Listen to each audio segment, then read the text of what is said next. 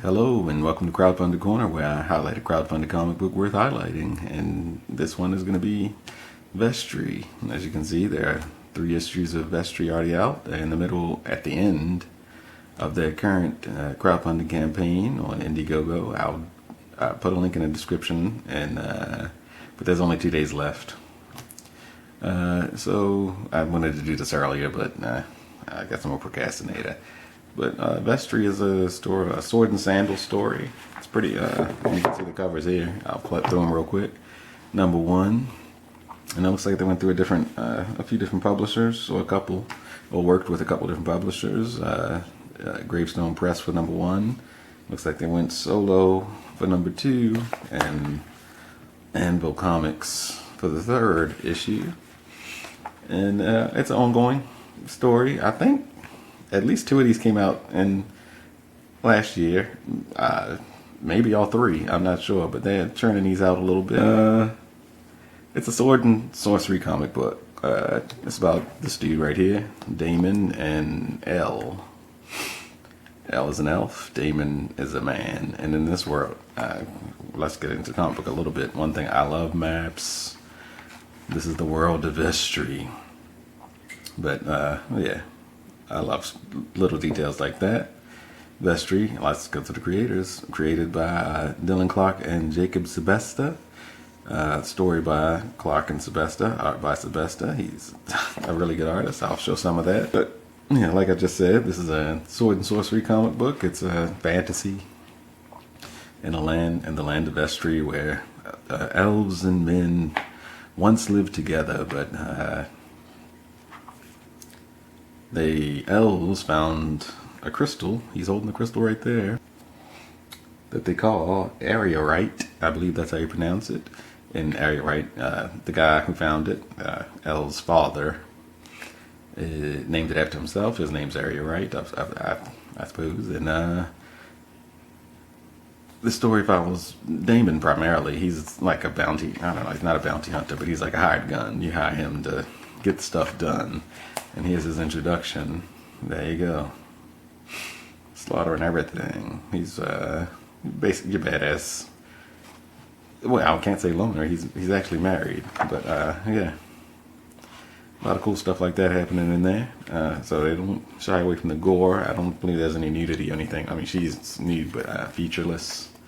She doesn't have like nips and a badge, but whatever. More action.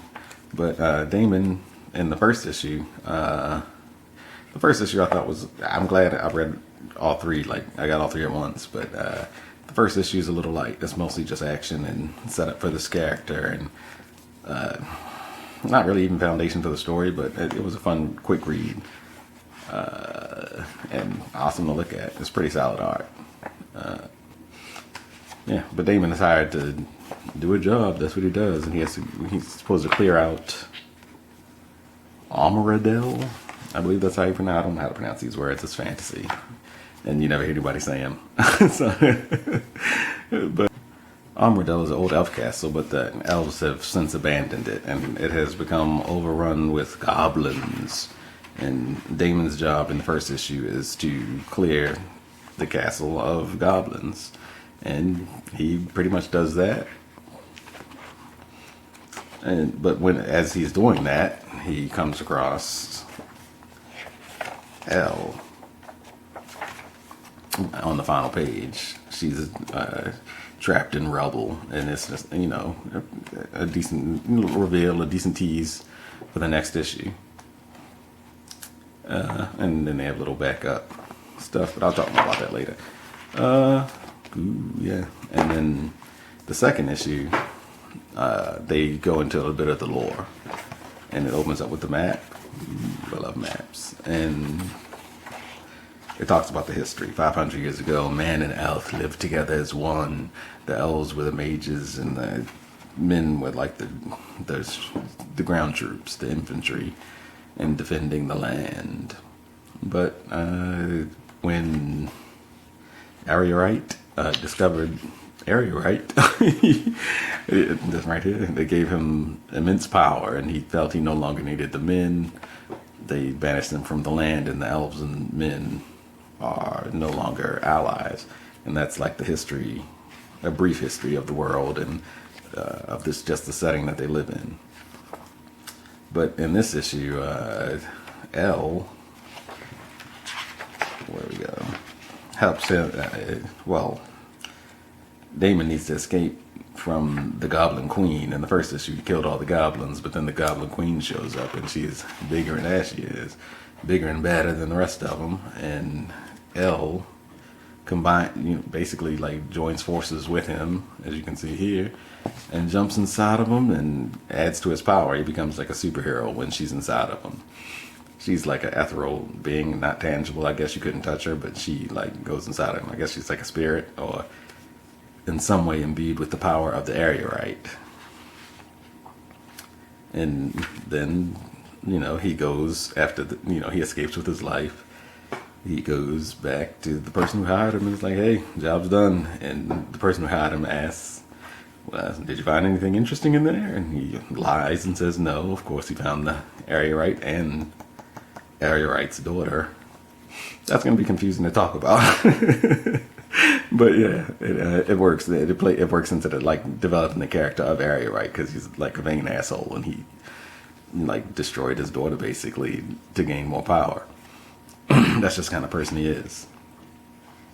But they figure out that Damon actually did find something, and in the third issue they send some people to go get him. There's more fighting. I don't want to show too much, but you gotta buy these, man.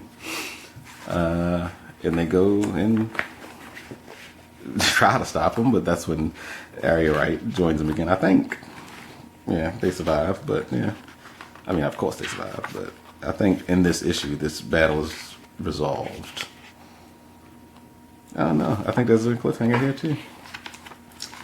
But yeah, that's why I gotta read number 4, baby. And I guess it's coming soon, Vestri. Also on Twitter at Anvil Comics.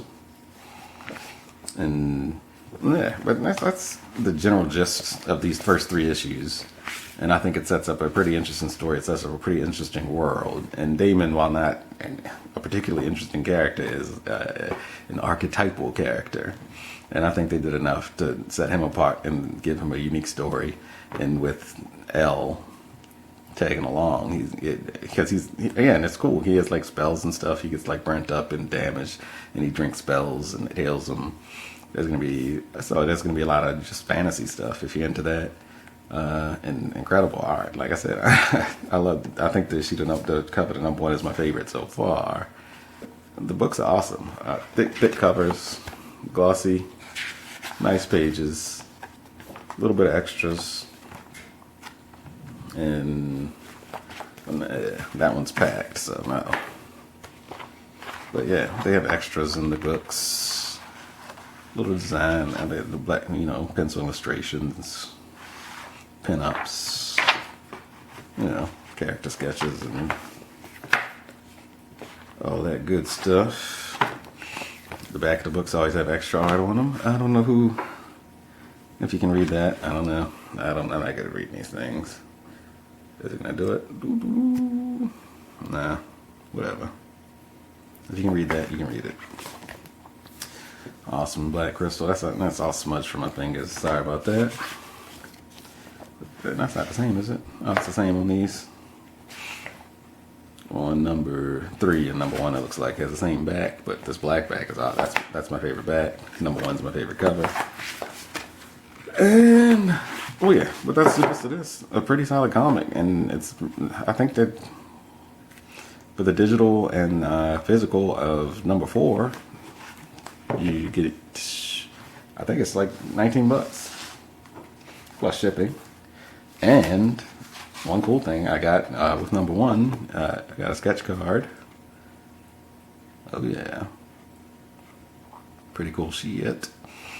And even cooler, each issue came with ash can, and these are really cool. Like ash cans are cool, but they're really only cool if what's in them is worth it. And this totally is. Each one of these is like a one and done, like Monster of the Week issue or story, and they're just pretty awesome. It shows Damon do what Damon do. But there's awesome art in these too, and this Jakub Sebesta does art on these too. Dylan Clarke is still a writer. I think they do. They're both right now. Artist and letterer. Just as Clarke is a writer on these. But yeah, these are really cool. I mean, almost worth it. You could probably flesh these out into full issue comics, but you just get them as bonuses with these. So I think there's an ash can included in the number 4. So that's something I'm really looking forward to that. But I don't know. I can't say I like it more than the actual story. It just was like an awesome extra bonus, and totally worth the read, and totally enhanced the package. But yeah, that's Vestri. Yeah, Vestri. Number 1. Good stuff. Number 2. And number 3. And I mean, as far as crowdfunded comics goes, this is super solid stuff. There's a lot of crap out there, and don't get it twisted. But every once in a while, you come across one of these. This is one of these, man. And no reason something like this isn't like shelf worthy at your LCS. But I'd give this a peek. You got 2 days to pick up number 4, and I believe they have catch-up bundles, so you can get 1, 2, and 3 included in that. I don't know if you get the ash cans from the first 3. That would be badass. I don't think you can get that. So, but you missed it. You still got them. But you will get the ash can if there is an ash can to get. I don't want to fool anybody. I'll edit this out maybe if there isn't. But yeah, that's this crowdfunded corner. I'll try to keep these up, and well, as long as I keep finding comics I feel like talking about, I want to do, I have a couple more that I do want to do, but I just need to light a fire up under my ass to do it. But thanks for tuning in, and check out this book. Check out the Indiegogo before it ends, and hopefully it goes in demand afterwards. That I don't know. But thanks for watching. Look at that book. Yummy. But it's